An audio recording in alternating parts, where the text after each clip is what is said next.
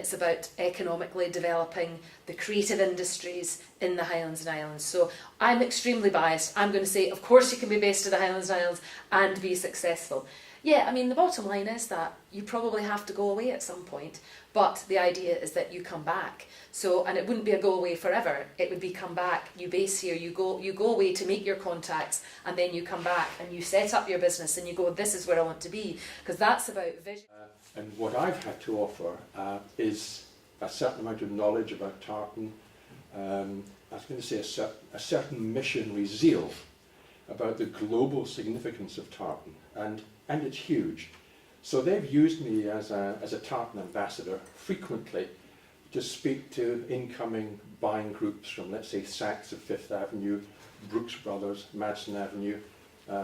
Tomorrow morning, you won't see it, but I'm putting this on. There's a little badge here, it's the Japanese and Scottish flag.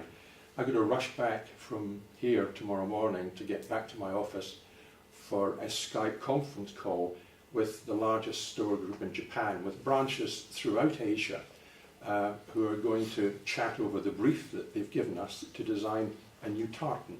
So this is the market that I'm after, this is the market that Scottish Enterprise and Scottish Development International is after, is the bulk market.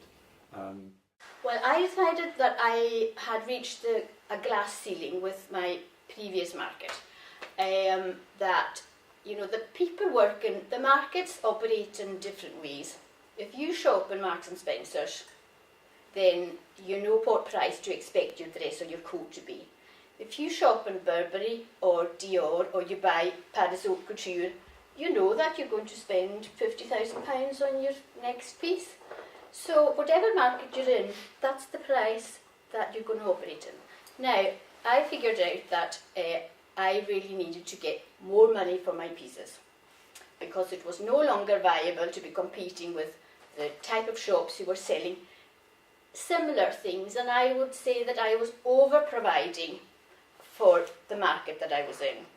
My clothes were too labour-intensive, too exotic and everything for the market that I was operating in. So I thought, okay, who is my target audience? And so I decided that I was going to make a little of something expensive rather than a lot of something cheap. To put this in the context, I went to Aberdeen, I went to a beautiful store that sells Comme des Garçons, Yoji, just some of the loveliest brands in the world, and that's where I want Kilts to sit. I want to supply this guy in Aberdeen. I have mine on for you today. Gorgeous. I wanted, and this guy just wasn't getting at a store in Aberdeen, I wanted to supply him some nice black Harris tweed hand-stitched kilts that would probably retail for him at about £1,500.